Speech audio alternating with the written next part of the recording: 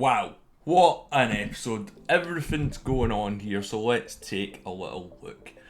I'm the Standard, this is the Geek in Review, so let's get to it. So the power of this season is it's delving into the history of the MCU.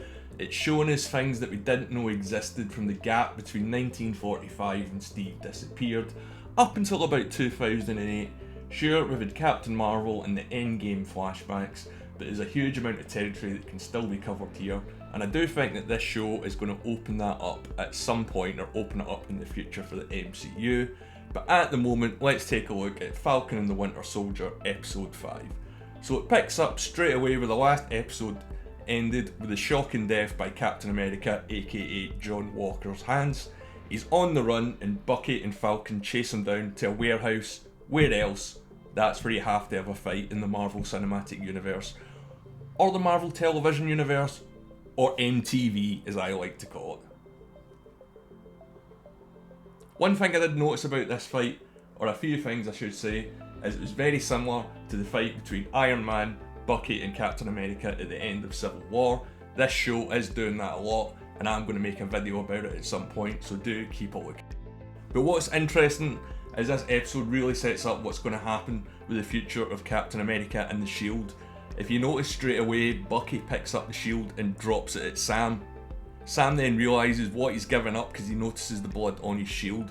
Not only what he's given up, but what it's cost him and what it's cost the world, because the image of Captain America, for the moment at least, is pretty much ruined unless he does manage to get hold of some pretty good PR guys. But there's no good spin you can really put on public murder.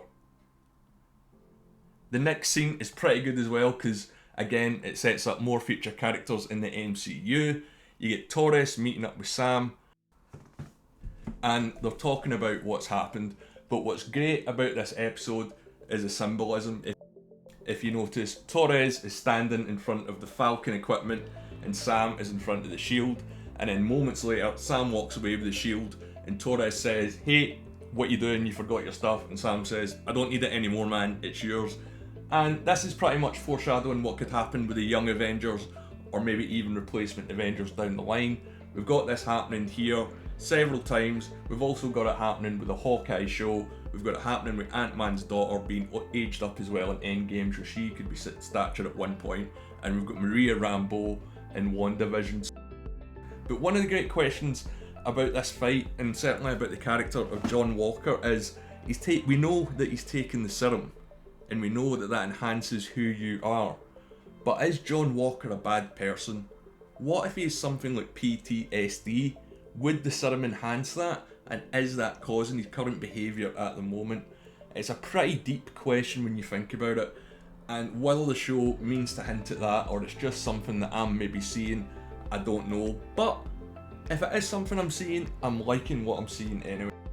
We get the trial of John Walker, and it's not really a trial, considering what he done. He got his hand slapped, he got the shield taken away, and basically get told to go into retirement and forget about it. We're not going to touch you again. Don't call us, and we won't call you. We then get introduced to Julia Louis-Dreyfus, most notably from Veep and Seinfeld, showing up. And this again is getting really deep on the Marvel Universe, maybe setting up the Dark Avengers or the Thunderbolts. I think it's more inclined to the Thunderbolts. So we get Contessa Allegra Valentina Fontaine, or Val as she likes to be known as. And we don't get anything more than that. She hands John a blank business card. She does seem to know a lot about what's going on with him, and he does look really shocked. In fact, I think through the whole conversation, she's the only one that speaks. He doesn't really say anything. So where they're going to go with that in the future of the Marvel shows or the MCU, I don't know. They also tie up the Zemo storyline for now, that he goes back to Wakanda, or should I say the Wakandans pick him up and they say they're taking him to the raft. But so far, you've got Zemo, John Walker, and the Abomination from the Incredible Hulk film. So that's 3 sort of super soldiers. And as we know, John Walker has been Captain America, but we've yet to see him be US agent. So could that be a role that the character's going to play going forward? Another thing that could set up a future Avenger, or certainly a future Captain America, is when Sam shows up he talks to Isaiah's grandson, and this guy, I can't remember his name, I'll stick it up on screen in the edit. He is one of the future Captain Americas as well. He inherited his power through his grandfather. And then this episode, this is what I love about this show. It gets dark, and it's not afraid to get dark, because Isaiah Bradley's origin story, which was covered in the comic books Red, White and Black, is absolutely amazing, but it is so dark.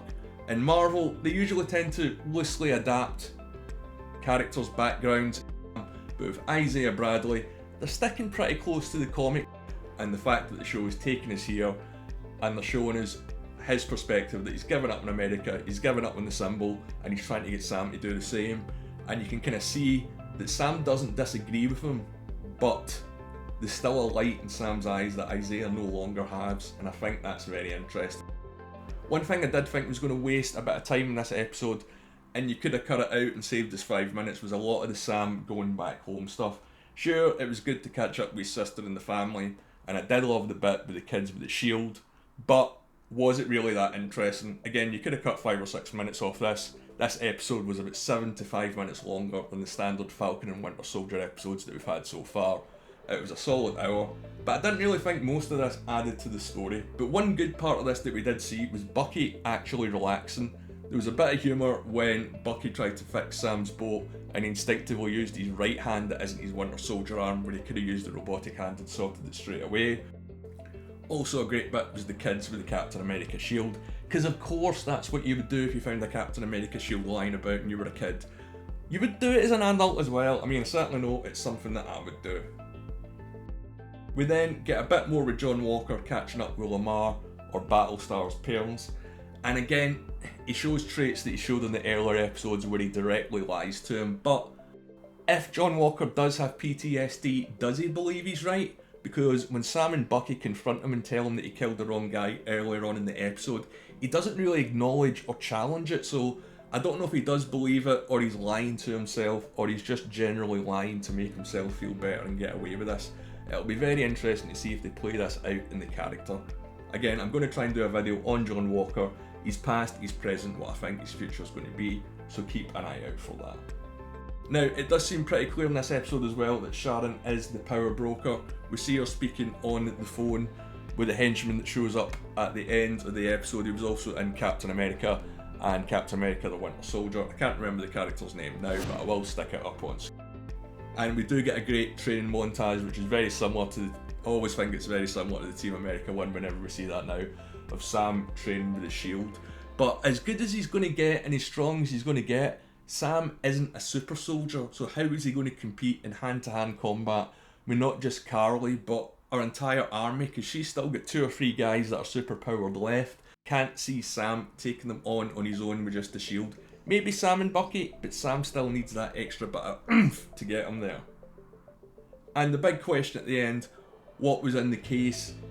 It's probably his Captain America suit. It could be a version of the Super Soldier Serum. It could be new Falcon wings. Those are my top 3 guesses. I'm going to look into it later on. But all in all, I think this was a pretty great episode. It's certainly picking up the pace for the series, considering a lot of people have been quite critical about how slow this has been developed. Again, there has been rumours that plot lines have been cut. I might look into that in a future video as well. But for the moment, I've been the Standard. This has been the Geek In Review. Please like, please subscribe. You can catch me on Twitter @TheGeeksReviews, and have a great weekend.